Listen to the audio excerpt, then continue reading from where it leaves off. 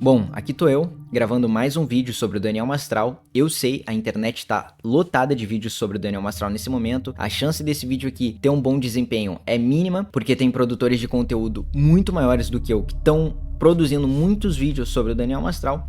Mas uma coisa eu garanto pra ti que chegou aqui. Esse vai ser o melhor vídeo sobre o Daniel Mastral que tu vai ter visto nesses últimos dias, e principalmente se tu ainda tiver em dúvida se ele foi morto por alguém ou se ele tirou a própria vida. Para alguém que chegou aqui de paraquedas e não sabe quem é o Daniel Mastral é uma figura que surgiu aí, explodiu nos podcasts, era um sujeito com uma ótima narrativa, a história dele vendia muito bem, ele contava a história de que ele fez parte de uma seita satânica, e que nessa seita satânica tinham pessoas muito poderosas que controlavam tudo e que faziam sacrifício, inclusive sacrifício humano, que foi quando ele decidiu sair fora, porque ele teria que sacrificar uma pessoa, e ele decidiu sair fora desse negócio, e desde então ele passou a receber ameaças, ser perseguido. Isso já faz uns 4 anos que eu acompanhava o Daniel Mastral, eu assisti ele... não lembro se a primeira vez foi no A Deriva, provavelmente foi no A Deriva, com o Petri, e de lá pra cá é sempre a mesma história.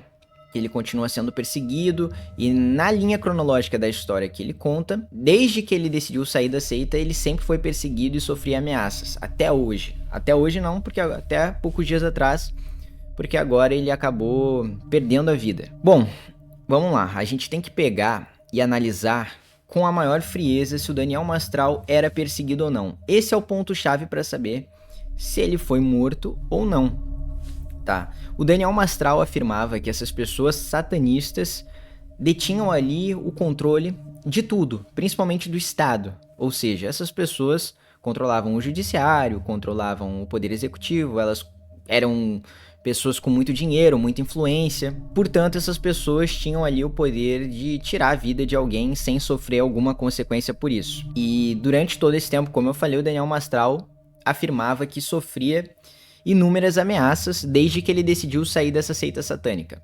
Mas vamos lá, vamos agora analisar se o Daniel Mastral sofria de fato alguma perseguição ou não. E como que a gente vai analisar isso? Eu listei aqui 8 ações que as pessoas que normalmente têm um discurso que incomoda pessoas poderosas, que incomoda o Estado, que incomoda os supostos satanistas que controlam tudo, costumam sofrer, tá? E vocês vão decidir, através do julgamento de vocês, se alguma dessas ações aqui o Daniel Mastral sofria ou não, tá? Eu listei em ordem da menos nociva até a mais nociva. E a gente vai analisar, de fato, se o Daniel Mastral era perseguido ou se era apenas uma história para vender. E era de fato uma história que vendia muito bem, tá? Tanto é que todo podcast que ele ia era um sucesso. Vamos lá. A primeira ação que toda pessoa que se torna uma pedra no sapato do Estado, dos satanistas, das pessoas que controlam tudo, sofre, é a difamação, propaganda negativa, e eu decidi também adicionar aí mais uma, que é a falsa acusação. Isso tudo é um item só, é o primeiro dos 8 itens que eu acredito que toda pessoa que tá ganhando ali uma relevância, que tem um certo alcance e que tem um discurso que não agrada os poderosos sofre, é isso, tá? Como que isso acontece? Normalmente através de sites de notícia, falsas acusações, é meio óbvio, né? Não precisa nem explicar. Mas aqueles perfis de fofoca, todos orquestrados, de repente começa a surgir um boato que ninguém sabe se é verdade ou não, e aquilo começa a se espalhar e mancha a reputação da pessoa, tá? Nunca vai ser verificado se aquela pessoa fez de fato ou não aquilo que está sendo acusada, mas eles têm todo um método para conseguir ali manchar a reputação de alguém que tem um discurso que incomoda os poderosos. E na minha leitura, o Daniel Mastral nunca foi vítima desse sistema de difamação, de propagação de notícia falsa ou de uma falsa acusação. Todo esse tempo que eu acompanho ele, eu nunca ouvi ele sendo perseguido ou algo do tipo por essas páginas de fofoca ou por sites de notícia. Então, no primeiro item aqui, eu já descarto uma perseguição contra o Daniel Mastral. O segundo item é intimidação e ameaça. Ele sempre alegou ser uma vítima, tá? Mas nunca trouxe à tona quem o ameaçava, ou nunca mostrou um boletim de ocorrência que ele fez, nunca mostrou nada onde ele tentasse se proteger dessas supostas ameaças que ele sofria. Mas há anos ele alega que sofria ameaças, era vítima dessas ameaças e intimidações desde que ele decidiu sair do satanismo, tá? Então o item 2 fica aí a critério de vocês, se o Daniel Mastral era ou não uma pessoa que recebia intimidações e ameaças. O terceiro ponto, e eu acho que o terceiro ponto é um dos cruciais para decidir se o Daniel Mastral era ou não perseguido, é a censura e controle de mídia, tá? E aqui a gente tem inúmeros exemplos, principalmente recentes, de pessoas que sofreram isso, tá? O que isso quer dizer? É o bloqueio das redes sociais, restrição ali nas plataformas, banir o Twitter, banir o canal do YouTube, banir o Instagram. A gente tem inúmeros exemplos de pessoas que fizeram isso, principalmente pessoas que tiveram ali um discurso anti-vacina durante a pandemia, pessoas que questionaram resultados das eleições. Não nos faltam exemplos disso. O próprio Monark agora, hoje, teve mais uma conta do Twitter dele banida. Então, por exemplo, eu botaria o Monark nesse terceiro item, que é censura e controle de mídia. Mas eu não vi o Daniel Mastral tendo o canal derrubado, eu não vi o Daniel Mastral sendo impedido pelo STF de criar conta em rede social, tá? Então é mais um item aqui que eu não identifico, um item essencial hoje em dia de perseguição que eu não identifico que o Daniel Mastral tenha sido vítima. O quarto item é o exílio forçado.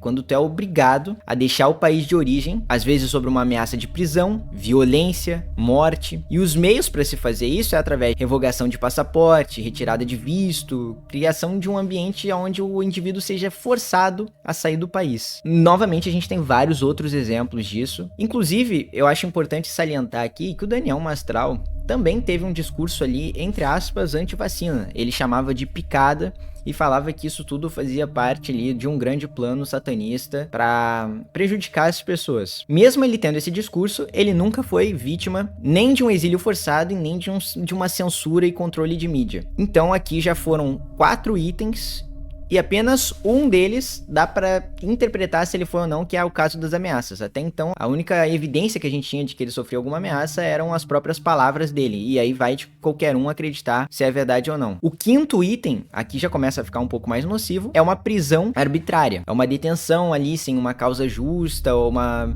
prisão preventiva, alguma coisa desse tipo para manter o cara atrás das grades. Aqui eu vou usar um exemplo que vai exigir que vocês tenham um bom intelecto para que vocês consigam entender o que eu tô querendo dizer, que eu não tô falando que essa pessoa é inocente. Mas uma pessoa que eu identifico nesse item é o Nego Di. Por que o Nego Di? Porque durante as enchentes ele conseguiu ser uma pedra no sapato de vários políticos e do poder público. Ele saiu alegando que o poder público foi ineficiente, que foram os civis que salvaram as pessoas aqui nas enchentes do Rio Grande do Sul, e isso de fato, na minha opinião, é verdade. Ele falou que o governador foi incompetente, xingou a Janja, xingou Lula, xingou um monte de político poderoso. Não deu 2 meses e ele foi preso, tá? Ele foi preso por um caso que ocorreu em 2021 ou 22, que é o caso da loja dele, Tá de Zoeira. Inclusive tem vídeo aqui no canal falando sobre isso. O Nego Di foi uma vítima disso, mesmo ele sendo culpado pelos atos que ele cometeu, e isso não é dúvida alguma pra ninguém, ele realmente era um picareta, mas quando ele decidiu ser uma pedra no sapato de políticos e de pessoas poderosas, ele logo foi parar na cadeia. Então vocês estão conseguindo entender aqui? É mais ou menos assim, se eu tenho telhado de vidro, tá? Eu cometi algum crime, alguma irregularidade, e eu comecei a criticar e ganhar voz, né? Primeira coisa, não adianta só criticar, tem que ter uma voz, tem que ter um alcance. Então eu comecei a criticar figuras políticas, eu tenho um alcance e eu tenho um telhado de vidro, não vai dar nem 2, 3 meses eu vou acabar sendo preso. O processo vai andar rapidinho. Então, mais um item que o Daniel Mastral, até onde eu sei, ele nunca foi preso. O sexto item é a destruição econômica, tá? Então, como que isso pode acontecer? Congelamento de conta bancária, bloqueio de transações financeiras, pressão para que essa pessoa perca patrocínio, seja demitida, boicote ao negócio da pessoa, sanções econômicas. Tem diversas maneiras de fazer isso, até mesmo através de processos, encher essa pessoa de processo, o próprio poder público processar a pessoa para que a pessoa tenha que gastar com advogado, se desgaste, etc.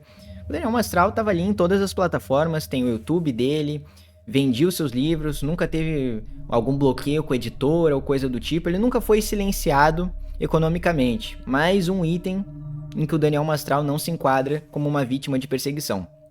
O sétimo item é o lawfare, que é a utilização de processos judiciais para prejudicar ou silenciar ali alguma pessoa que está falando coisas que não deveriam. E aqui, de novo, a gente tem inúmeros exemplos de pessoas que são vítimas de lawfare aqui no Brasil. E é tudo caso recente. Mais uma vez aqui, se o que o Daniel Mastral tivesse falando fosse verdade, se ele realmente tivesse feito parte de uma seita satânica influente, tá? Ele pode ter feito, de fato, parte de uma seita satânica ou de alguma seita ocultista, não necessariamente satânica, eu não descarto isso, mas eu acho que ele aumentava muito a história para que ela ficasse mais interessante e as pessoas a comprassem. E as pessoas compravam, todo podcast que ele ia era um sucesso. Mas ele não foi uma vítima de Lawfare. Quando que ele sofreu vários processos, que ele teve desgaste jurídico, que as contas dele foram congeladas? Também não, tá? Se ele tivesse pisando no calo de pessoas tão poderosas como ele afirmava, se realmente tivesse tanta gente interessada em silenciar ele e essas pessoas fossem de fato poderosas, ele seria vítima de no mínimo uns 4 ou 5 itens aqui. E o último item, tá? O último item é o assassinato. E aí não tem muito o que dizer, é tirar a vida da pessoa para que ela pare de falar de vez, nunca mais fale nada e deixe de ser uma ameaça, às vezes de uma queima de arquivo, etc. Aí aqui entra o ponto que vocês têm que decidir se o Daniel Mastral foi assassinado ou se ele tirou a própria vida, tá? Eu não vou entrar aqui nos critérios que eu já abordei no último vídeo, que era sobre o Daniel Mastral, onde eu levantei algumas coisas que aconteceram na vida pessoal dele, etc. Quem quiser descobrir, assista o outro vídeo. Eu não vou repetir nesse mesmo vídeo, até porque já tá bem extenso. Na minha opinião, o Daniel Mastral não foi assassinado, não foi silenciado, ele tirou a própria vida. Ele não foi vítima de uma perseguição. Esse discurso de que ele era perseguido faz parte ali da história que ele vendia, tá? Essa história de um ex-membro de alguma seita que saiu, virou pastor, entrou pra igreja e decidiu revelar os segredos, sempre vendeu muito bem. É a famosa história do ex-maçom vira pastor e decide revelar tudo o que acontecia na maçonaria. E aí vem aquelas coisas de beber sangue de bode, aquela coisa toda que lá começa de um jeito e quando tu tá lá nos últimos graus, aí a história vira outra. Enfim, são coisas que já são batidas na internet, essas histórias sempre venderam muito bem. Eu quero saber aqui a opinião de vocês, o que vocês acreditam, que o Daniel Mastral foi vítima de um homicídio ou ele tirou a própria vida? Eu quero ouvir a opinião de vocês, eu tô até aberto a fazer mais um vídeo, talvez reagindo aos comentários desse vídeo aqui, argumentando, dando meu ponto de vista. E também se gostaram do vídeo, se inscrevam no canal, deixem um like, como vocês puderam ver o canal tá bem no início ainda, não tá nem monetizado, então eu tô fazendo esses vídeos aqui de graça por enquanto pro YouTube, eles não me pagam nada. O primeiro link aqui na descrição é o link do canal no WhatsApp, para vocês não perderem nenhum vídeo, live ou qualquer outra coisa que eu produza. Esse foi o vídeo, pessoal, tamo junto, até o próximo, é nóis!